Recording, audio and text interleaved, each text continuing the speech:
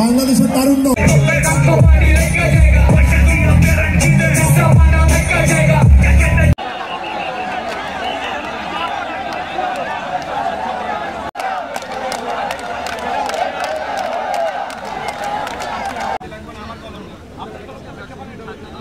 প্রিয় সুধী, ৩৬শে জুলাই গত বছর এই দিনে আমাদের স্বৈরাচার সরকারের অত্যাচারে অনেক ভাই বোন, অনেক ছাত্র জনতা, সাধারণ জনগণ, সর্বস্তরের জনগণ ক্ষতিগ্রস্ত হয়েছে, মৃত্যু হয়েছে, কেউ আহত হয়েছে। সবাই একটা ভয় ভীতি আতঙ্কের মধ্যে ছিল এই দিনে। ঠিক দুপুরের পরেই খবর আসলো যে স্বৈরাচার সরকার পালিয়েছে। তাই ওই এত দিনে গত এক বছরে আলহামদুলিল্লাহ আমরা অনেক ভালো ছিলাম, এখনো ভালো আছি। তাই ৩৬শে জুলাই এখানে আনন্দ উৎসব ভাগাভাগি করার জন্য, সেই স্বাধীনতা অর্জন করেছে সবাই, সেই ভাগাভাগির জন্যই এখানে আসা। আলহামদুলিল্লাহ অনেকটাই হয়েছে, একবারেই তো সবকিছু পাওয়া সম্ভব না, তবে সময় দেওয়া লাগবে। আমি ডক্টর ইউনূস স্যারকে বলবো যে আমাদের দেশে স্বৈরাচার সরকার থাকাকালীনে জঙ্গি, সন্ত্রাস, চাঁদাবাজি অনেক বেশি ছিল, এখন অনেকটাই কম। আগে কথায় কথায় জঙ্গি ছিল, এখন আর জঙ্গি নেই, কারণ উনি নিজেই ছিলেন একজন জঙ্গি। উনি জামায়াত শিবির জঙ্গি এগুলো বলে দেশটাকে নষ্ট করতে চাইতো, কিন্তু এখন উনি নেই। তবে আলহামদুলিল্লাহ ভালো আছে, আরো ভালো থাকবে। আশা করব সন্ত্রাসমুক্ত দেশ গড়ার জন্য।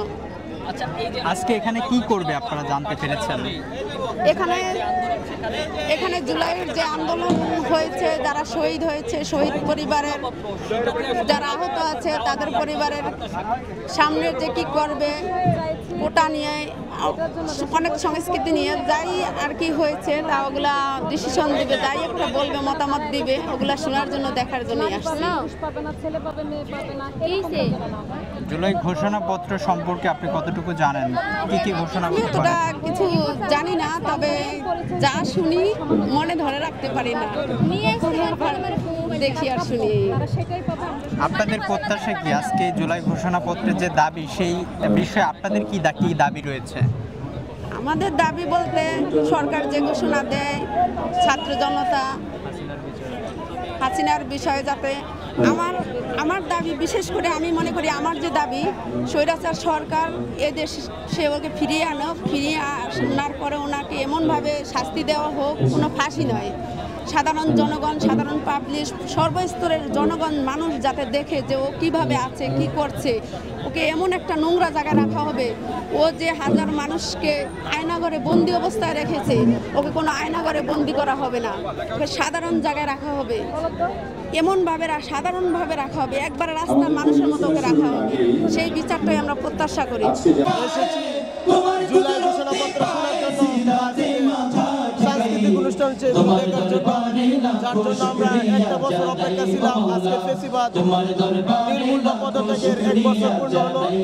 তো আমাদের প্রত্যাশা ছিল এভাবে সাংস্কৃতিক অনুষ্ঠান না হয়ে যদি সংসদের মাঝে একটা ফাঁসির মঞ্চ হতো, অন্ততপক্ষে একজন ফেসিবাদের একজন খুনি হলে এখানে ফাঁসি হতো জনসম্মুখে, তাহলে আমাদের আশা ছিল যে অন্ততপক্ষে 100 বছরে বাংলাদেশে আর কোনো ফেসিবাদ হওয়ার সম্ভাবনা ছিল। ঘোষণাপত্র কি হয়েছে বা হয়েছে সেটা আমরা জানি না। আমরা বিকাল 5টা পর্যন্ত অপেক্ষা করলে বুঝতে পারবো ঘোষণাপত্র কি আছে। আমরা এটা প্রত্যাশা করি, মানে সারা দেশের সমস্ত জনগণের অধিকার, এমনকি মানবিক একটা দেশ পরিচালনা করার জন্য হিন্দু, মুসলিম, বৌদ্ধ, খ্রিস্টান সমস্ত ধর্ম নির্বিশেষে যেন সবাই সুখে শান্তিতে বসবাস করতে পারি, সেই একটা ঘোষণা দেওয়া।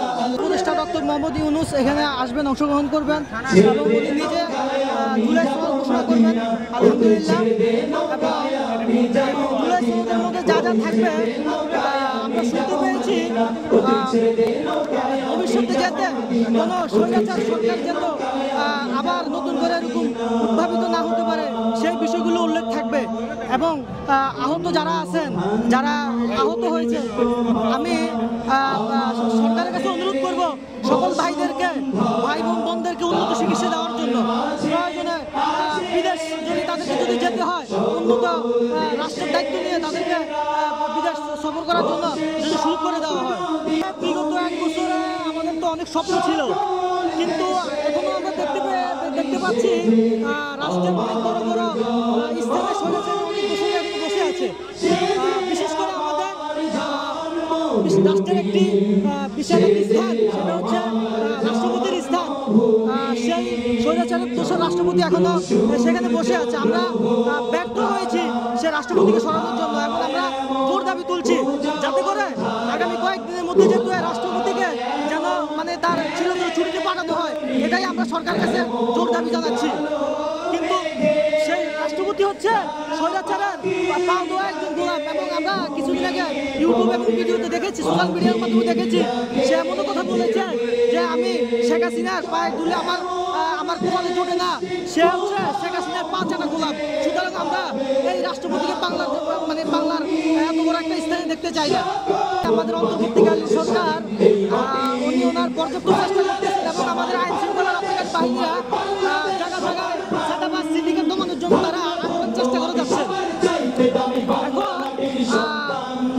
আমরা দেখতে পেয়েছি গত স্বৈরাচার আমলে পণ্যদ্রব্যের দাম যেভাবে দাম চলছিল, আমাদের ডক্টর মোহাম্মদ ইউনূসকে আমরা ধন্যবাদ জানাই যে তিনি সর্বপ্রথম এসে পণ্যদ্রব্যের দামের দিনে যে হাল ধরেছেন। সুতরাং এখন যে অবস্থা আছে আমাদের স্বস্তি হচ্ছে, আমাদের জন্য সকলের জন্য সুবিধা হচ্ছে যে অবস্থা আছে। এখন আমরা অনুরোধ করবো সরকার যেহেতু আরো চেষ্টা চালিয়ে যায় এই সিন্ডিকেট এবং চাঁদাবাজি দমনের জন্য পর্যাপ্ত চেষ্টা যদি আরো চালিয়ে যায়, তাহলে আমরা অবশ্যই ওনাকে ধন্যবাদ জানাবো। আর প্রয়োজনে আমরা ইনশাল্লাহ সরকারের সাথে আছি ইনশাল্লাহ। এই অনুষ্ঠানের আনন্দে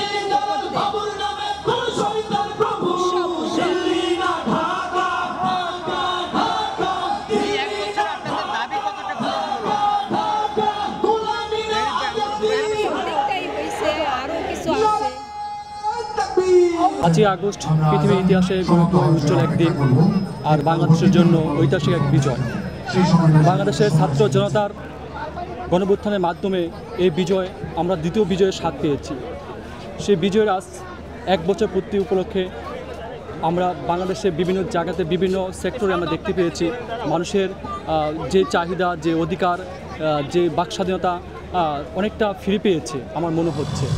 আর নিত্য প্রয়োজনীয় জিনিসপত্র কিছুটা হলো মানে নিয়ন্ত্রণে চলে এসে পড়েছে।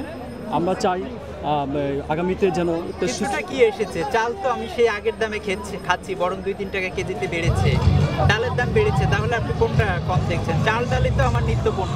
হ্যাঁ, কিন্তু এটা কেন আসলে এই সিন্ডিকেট ভাঙা যাচ্ছে না বা এটা নির্মূল? আগে বলতো আওয়ামী লীগ সিন্ডিকেট করে দাম বাড়িয়ে রেখেছিল, এখন সিন্ডিকেটটা কারা করছে? সিন্ডিকেটটা আসলে এটা উপদেষ্টা মণ্ডলীতে যারা আছেন তারা যদি এটাকে মানে খুব জোরালোভাবে দেখে যে এই আসলে এটা সিন্ডিকেটটা কারা করছে বা কাদের মাধ্যমে এটা হচ্ছে, তারা যদি এটা নিয়ন্ত্রণ করতে পারে, আমার মনে হয় মানে নিত্য প্রয়োজনীয় জিনিসগুলো আরও খুব সমন্বয়ে আসবে। আপনার প্রত্যাশা কতটা পূরণ হয়েছে?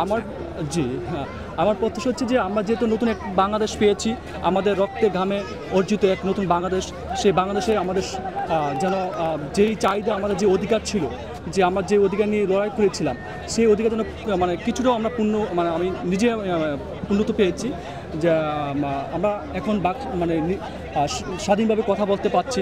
হ্যাঁ, আমরা স্বাধীনভাবে এদেশে সমালোচনা করতে পারছি। হ্যাঁ, যে অনেকটা পরিবর্তন এসেছে। এই যে 1 বছরে যে মব হত্যা, গুম, মানে এই 1 বছরে তো অনেক উচ্ছৃঙ্খল অনেক কিছু দেশে দেখতে পাচ্ছেন, এটা কেন আসলে নতুন বাংলাদেশে? এই নতুন বাংলাদেশে আসলে আইন শৃঙ্খলা যারা দায়িত্ব আছেন তাদেরকে আরও কঠোর হতে হবে।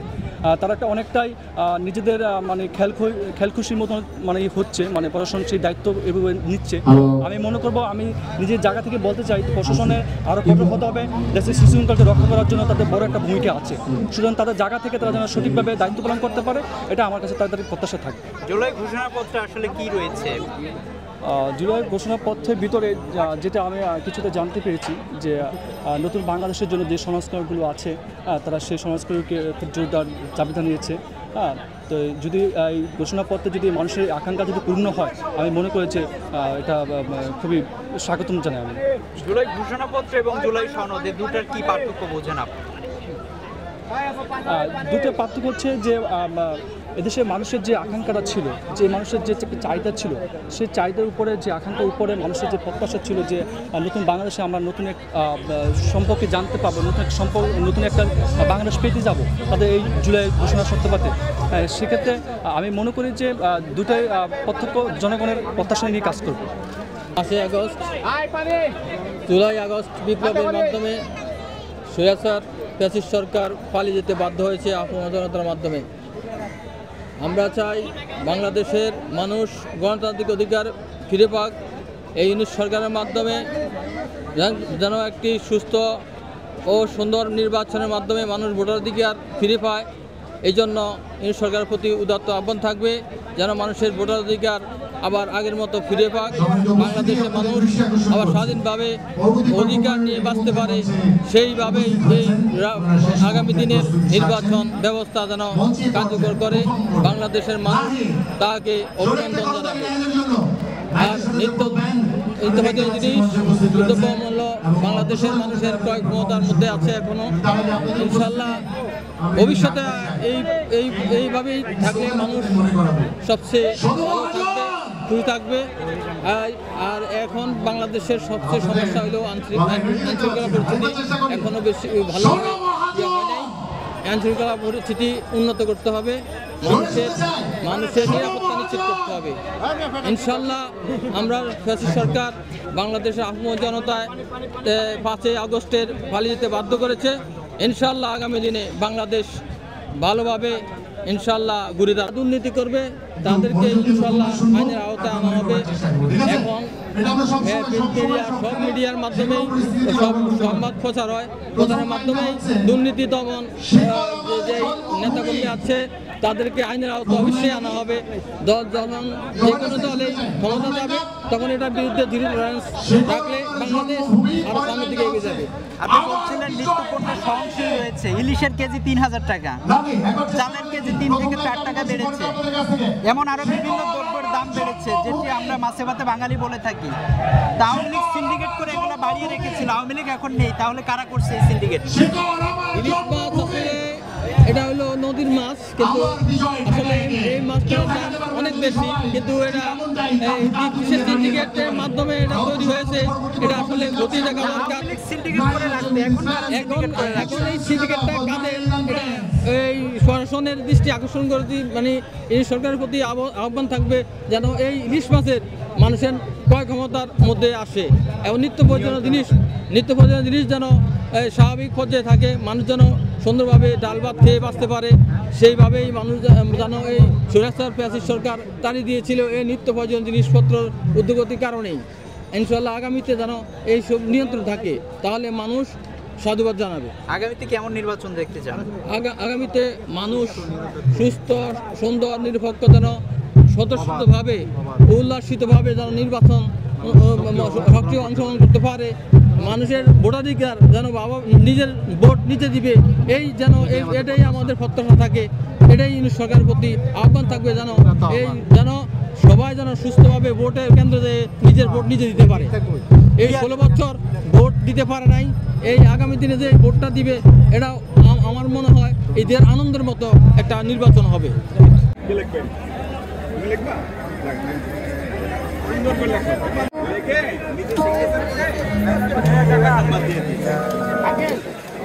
আমার বোন বুঝছেন ওটা যদি ভিডিওতে নেন একটু ব্রাইটনেস বাড়াবে।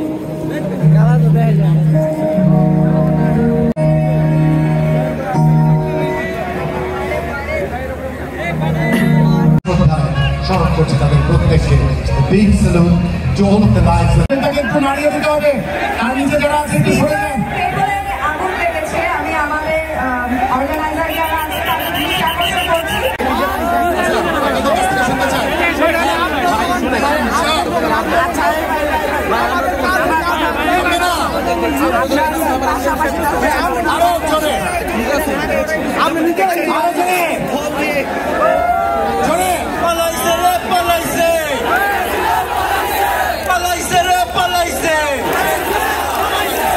পালাইছে রে পালাই।